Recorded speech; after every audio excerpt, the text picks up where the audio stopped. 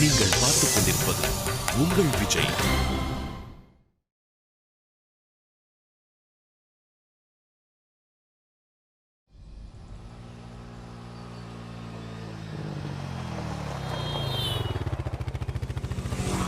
எதுக்கு வண்டி நிப்பாடுறீங்க? உங்ககிட்ட கொஞ்சம் பேசணும். பேசுறதுக்கு ஒன்றும் இல்லை, வீட்டுக்கு போகலாம். மீனாட்சி சொன்னா கேளு ப்ளீஸ், இறங்கு. உங்ககிட்ட கொஞ்சம் பேசணும். இத்தனை நாளா நான் வந்து பேசணும்னு சொன்னப்ப பேசி ஒரு பிரயோஜனமும் இல்லைன்னு சொன்ன. இப்ப என்ன? ஆமா சொன்னேன், இப்போ நான் தான் சொல்றேன், இறங்கு ப்ளீஸ்.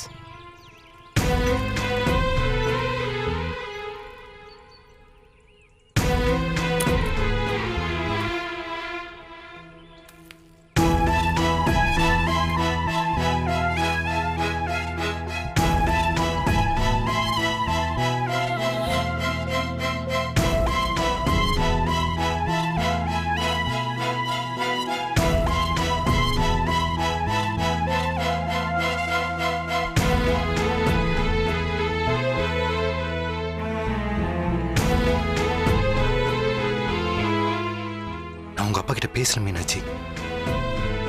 பாருடா, என்ன திடீர்னு இப்படி ஒரு மாற்றம்? உங்க அப்பாவை எதிர்த்து என்னால பேச முடியாது. உங்க அப்பா என் மேல வச்சிருக்கிற நம்பிக்கை என்னால உடைக்க முடியாது. நம்ம காதலை பத்தி பேசினா வைத்தி காதலுக்கு பிரச்சனை வரும். அது இதுன்னு 1000 கதை சொன்ன. இப்ப என்ன திடீர்னு உங்க அப்பா கிட்ட பேசுறேன்னு சரண்டர் ஆகுற? எங்க இன்னைக்கு கைய எடுத்துக்கிட்டவ நாளைக்கு கழுத்து அறுத்துக்குவாளோன்னு பயம்.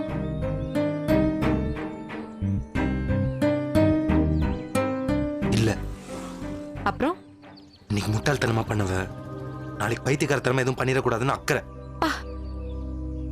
அப்போ எங்க மேல இன்னும் அக்கறை இருக்கு. சரி, நம்பலாமா? என்ன? எங்க அப்பா கிட்ட பேசுறேன்னு சொன்னல, அதை நம்பலாமா? இல்ல இப்போதைக்கு என்ன சமாளிச்சு சப்பக்கட்டு கட்டுறதுக்காக இப்படி எல்லாம் போய் சொல்றியா? இல்ல, நான் நிஜமாவே பேசுறேன். என்ன பேசுவ? என்ன பேசுவேங்கிறத இப்பவே சொல்லிடு சரவணா. அப்புறம் நாளைக்கு வந்து உங்க அப்பா கிட்ட பேசுறேன்னு தானே சொன்ன. கல்யாண விஷயத்த பத்தி பேசுறேன்னு சொல்லவே இல்லையேன்னு மாத்தி சொல்லிடக்கூடாதுல்ல. அதனாலதான் கேக்குறேன். ஏன் அந்த அளவுக்கு என் மேல நம்பிக்கை எல்லாம் போச்சுல? நம்பிக்கை தர மாதிரி நீங்க ஒண்ணும் பண்ணலையே. என்ன பேச போறேன்னு எனக்கு தெரிஞ்சாகணும். நம்ம காதலை பத்தி பேசுவேன். எனக்கு மீனாட்சி கல்யாணம் பண்ணி கொடுங்கன்னு கேக்குறேன். போதுமா? எப்ப பேசுவ? பேசுவேன். வேட்டையனுக்கும் எனக்கும் கல்யாணம் ஆனதுக்கு அப்புறம் பேச கேக்குறான் பார் கேள்வி. உடனே போய் பேசு. இன்னைக்கே பேசு. சரி மீனாட்சி, நான் பேசுறேன். நான் பேசுற நேரத்துல உங்க அப்பாவும் பேசுற நிலைமையில தனியா இருக்கணும். அப்படி இருக்க பட்சத்துல நான் இன்னைக்கு பேசுறேன், இல்லைன்னா நாளைக்கு பேசுறேன். ஆனா பேசுறேன். ஆனா நான் பேசினதுக்கு அப்புறமும் உங்க அப்பா ஒத்துக்கிறதும் ஒத்துக்காததும் என் கையில இல்ல. நான் இதை எதுக்கு சொல்றேன்னா, இன்னொரு முறை இந்த மாதிரி முட்டாள்தனமா காரியத்தை செய்யாத. புரியுதா? இது முட்டாள்தனம் தான். ஆனா இப்படி ஏதாவது செஞ்சாதானே நீங்க பேசுறதுக்கு சரின்னு ஒத்துக்கிறீங்க. நீங்க ஆரம்பத்திலே பேசுறதுக்கு ஒத்துட்டு இருந்தீங்கன்னா நான் ஏங்க இப்படி கைய வெட்டிக்கிறேன்? எனக்கு வலிக்குதுங்கிறது நான் அறுத்துக்கிட்டதுனால தானே உங்களுக்கே புரியுது. எனக்கு எவ்வளவு மனசு வலிச்சிருந்தா நான் இப்படி செஞ்சிருப்பேன். அதை நீ புரிஞ்சுக்கோ. சரவணா, போராடி தோத்து போயிட்டாலாவது பரவாயில்ல. சரி, போராடணும் தோத்து போனோம்னு மனசு ஆறிடும். இங்கதான் அப்படி எதுவுமே இல்லையே. நீயே ஏதோ ஏன் கல்யாணத்துக்கு வந்தவன் மாதிரி கல்யாணம் எப்படா நடக்கும், பந்திய முடிச்சிட்டு ஊருக்கு கிளம்பி போறவன் மாதிரியே இருக்கிற. அப்புறம் நான் என்ன சரவணா பண்றது? மீனாட்சி, எனக்கு ஏதோ இதுல கஷ்டம் இல்லாத மாதிரி பேசாத. பேசாதாடா நீ.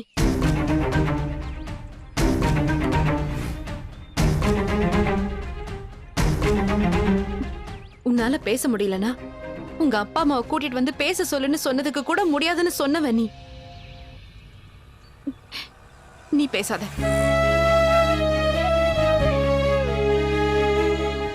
அதான் நான் இப்ப பேசுறேன்னு சொல்லிட்டேன்ல, அப்புறம் என்ன? சொல்லாதப்பா, செய். அப்புறம் நான் நம்புறேன். என்ன? சரி வா மீனாட்சி, டைம் ஆச்சு. ம்.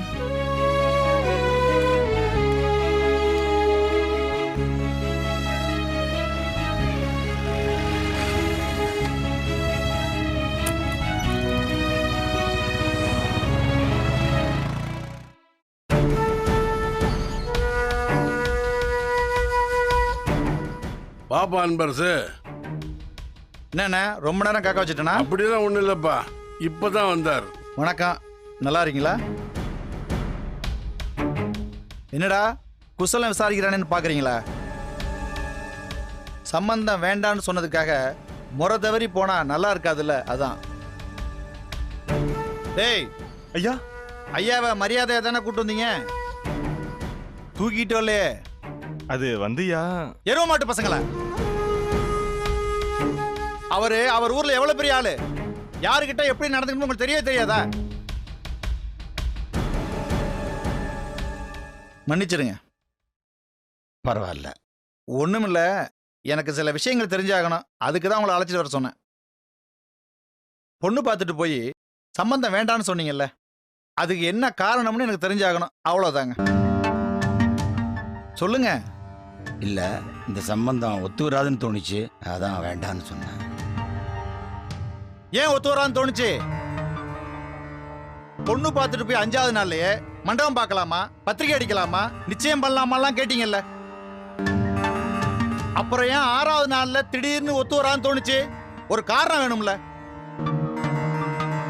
சரிங்க, நேராவே கேக்குறேன், ஒத்து வராதுன்னு உங்களுக்கா தோணுச்சா, இல்ல உங்களை யாராவது தோண வச்சாங்களா? என்ன நான் மட்டுமே பேசிக்கிட்டு இருக்கேன், நீங்க பேசுங்க.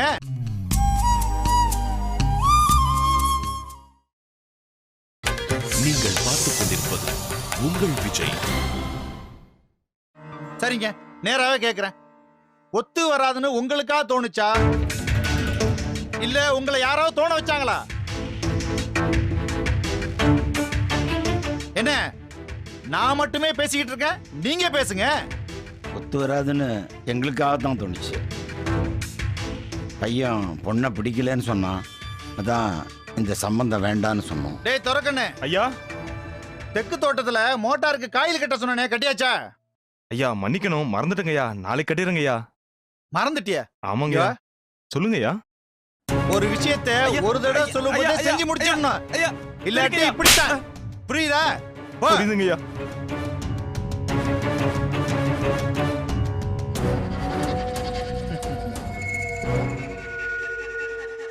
ஐயா நீங்க இப்ப சொல்லுங்க, ஒத்து வராதுன்னு உங்களுக்கா தோணுச்சா, இல்ல யாராவது தோண வச்சாங்களா? எங்க வீட்டுக்கு ஒரு மொட்டை கடுதாசு வந்துச்சு.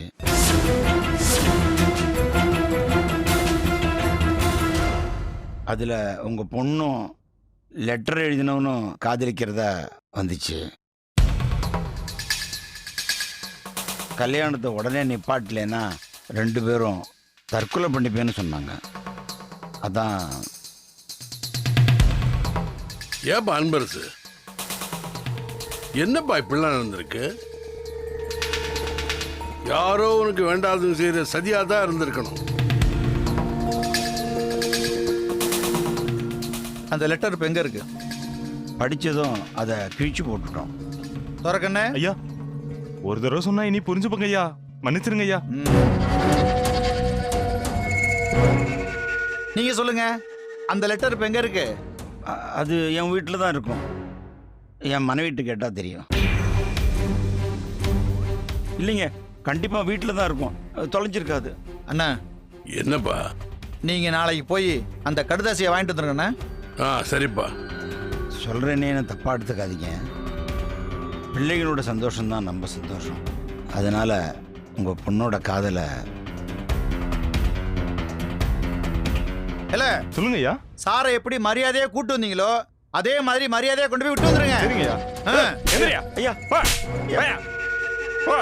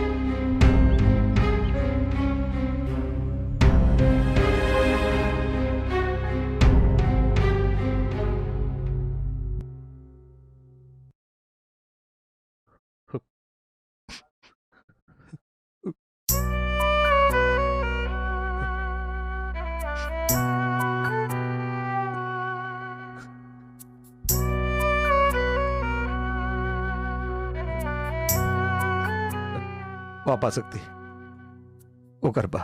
இல்ல சார், பரவாயில்ல. பரவாயில்ல, உட்காருப்பா.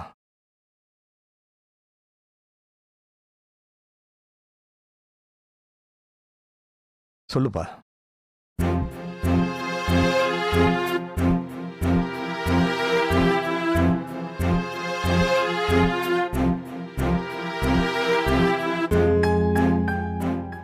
சொல்லுப்பா. ஒரு விஷயம் கேட்கலாமா? என்ன சக்தி? நான் உள்ள வரும்போது நீங்க கண் கலங்கின மாதிரி இருந்துச்சு. ஏன் சார், என்னாச்சு? பர்சனல் விஷயம்னா சொல்ல வேணாம். சச்சே, அப்படிலாம் ஒண்ணும் இல்லப்பா. எனக்கு என் தங்கச்சி நினப்பாவே இருந்தது. அதான் இந்த போட்டோவையே பார்த்துக்கிட்டு இருந்தேன்.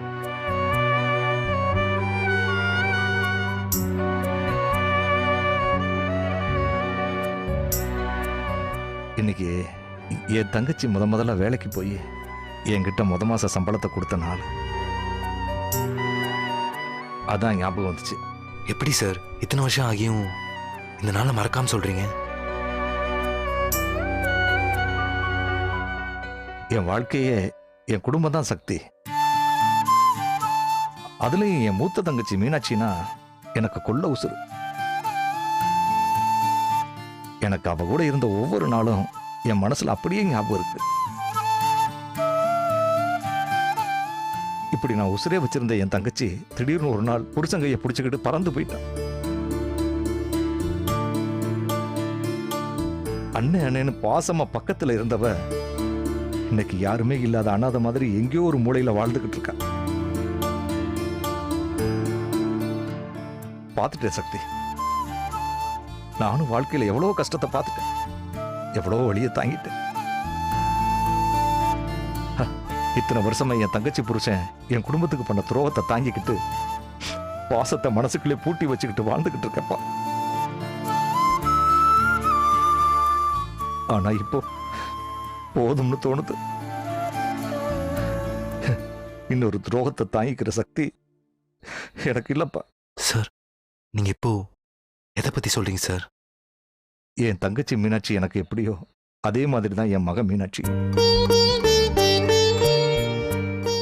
என் மக மீனாட்சி மேல நான் அளவு கடந்த பாசத்தையும் அசைக்க முடியாத நம்பிக்கையும் வச்சிருக்கேன். நான் அன்னைக்கு நீ யார் பக்கமா அப்பா செய்ததுல உனக்கு சம்மதமானு கேட்டப்ப ஆமாப்பான்னு ஓடி வந்து கட்டி பிடிச்ச அழுதா பாத்தியா? அன்னைக்கு தான் இத்தனை வருஷ வாழ்க்கைக்கான அர்த்தத்தையே நான் உணர்ந்தேன்.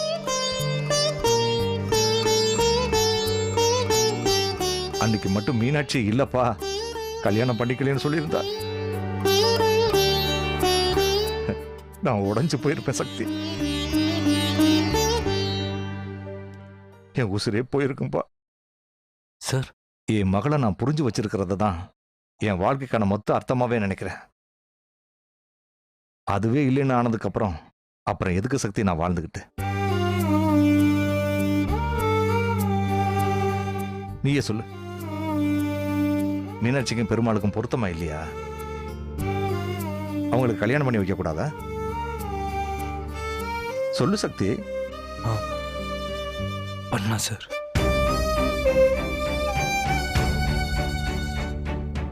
சக்தி, நீ ஏதோ பேச வந்த, ஆனா நான் தான் தேவையில்லாம ஏதோ பேசி சரி, நீ வந்த விஷயத்த சொல்லு. இல்லை சார், நான் உங்களை சும்மா தான் பார்க்க வந்தேன். அப்படியா? ஆமாம் சார். சரி சக்தி. சரி, நான் அப்போ வரேன் சார். சரிப்பா. சக்தி சார். உங்ககிட்ட ஒரு விஷயம் பேசணும். சொல்லுங்க சார். அட்வைஸ்னு எடுத்துக்காத, சொல்லணும்னு தோணுச்சு, சொல்றேன். சொல்லுங்க சார். நீ கூட காதல் அதுக்குதுன்னு யோசிக்காம பெத்தவங்க பார்க்குற பொண்ணை கல்யாணம் பண்ணிக்கோ. அப்பதான் உன் வாழ்க்கை நல்லா இருக்கும். நான் பொதுவாக சொல்றேன்ப்பா. புரியுது சார். சரிப்பா, நான் சொன்னதை பத்தி கொஞ்சம் யோசி. அதுல 1000 அர்த்தம் இருக்கும். சரி சார், நான் கிளம்புறேன். சரிப்பா.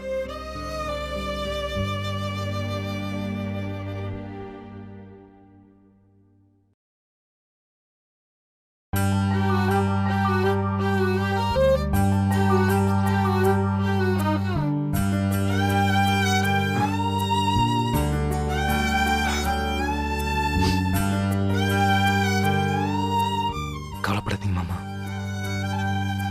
நினைச்சு மேல நீங்க வச்சிருக்க நம்பிக்கை நான் என்னைக்கு உடைக்க மாட்டேன். நான் உங்களுக்கு துரோகம் பண்ண மாட்டேன் மாமா.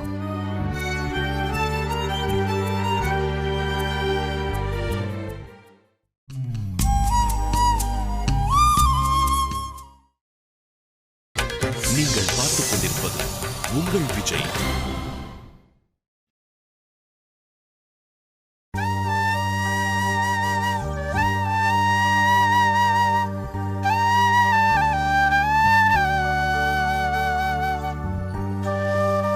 சரவணா, அத்தை. மத்தியானம் சாப்பிட்டியா? சாப்பிட்டாச்சு அத்தை. நீங்க எங்க போயிருந்தீங்க? நேத்து ராத்திரி நீ பேசினதுல இருந்து மனசே சரியில்லை. அதான் நெல்லையப்பர் கோயிலுக்கு போயிட்டு வரேன். இந்தா.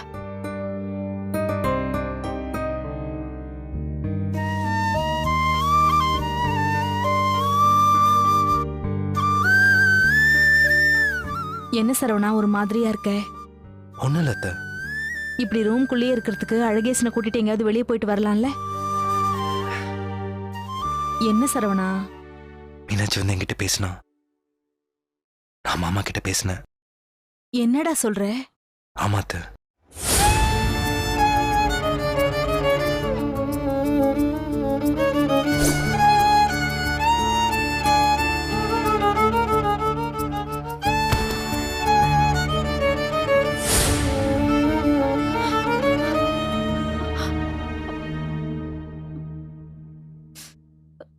சரவணா, மீனாட்சி இப்ப எங்க?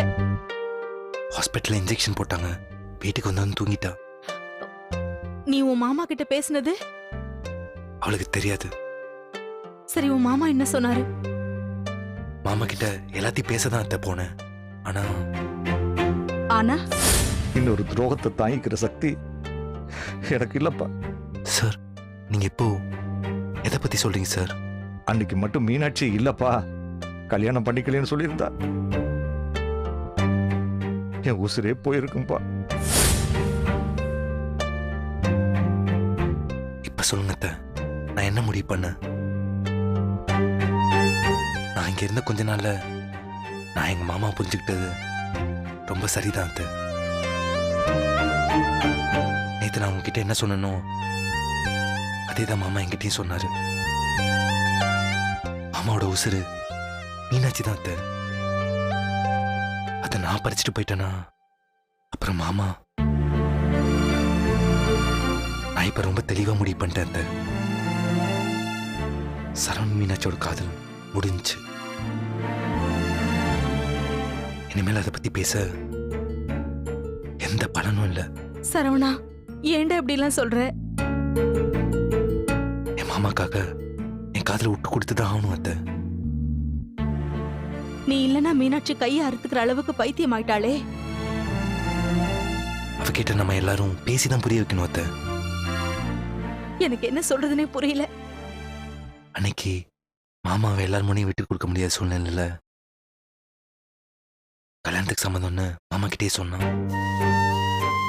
இப்போ நானும் அதே மாதிரி சூழ்நிலை தான் அத்தை இருக்கேன். என்னால எங்க மாமாக்கு எதுவும் ஆயிடக்கூடாது. எனக்கு எல்லாரையும் விட, எல்லாத்தையும் விட, என் காதலை விட என் மாமா தான் அத்தை எனக்கு முக்கியம். எங்களால மாமா பட்ட துன்பம் எல்லாம் போதும் அத்தை. அது இன்னும் வேணாம். அவர் ரொம்ப பாவம் அத்தை. அத்தை, நம்ம இப்ப எல்லாரும் பண்ண வேண்டியது ஒன்னே ஒண்ணுதான். என்னாச்சு, இந்த கல்யாணத்துக்கு எப்படியாச்சும் சம்மதிக்க வைக்கணும். அது எப்படிடா முடியும்? என்ன பண்ணா சம்மதிப்பான்னு யோசிக்க வேண்டியதுதான். கண்டிப்பா அவர் இப்ப இருக்கிற நிலைமையில கல்யாணத்துக்கு சம்மதிக்க மாட்டாரு. அப்ப நான் இங்கிருந்து போறது தவிர எனக்கு வேற வழி தெரியல. என்ன, இங்க வந்த கொஞ்ச நாள்லயே எல்லார் மேலேயும் ரொம்ப பாசம் வச்சுட்டேன். ஏன்னா நீங்க எல்லாருமே என் மேல அவ்வளவு அன்பு காட்டினீங்க. இனி உங்களை எல்லாரையும் எப்பயுமே பிரிய மாட்டேன்னு அது இதுன்னு மனசுல பெரிய கற்பனை கோட்டையை கட்டிட்டேன். இப்ப திரும்ப போகணும்னு நினைக்கும் போது தான் ரொம்ப கஷ்டமா இருக்கு. சரவணா,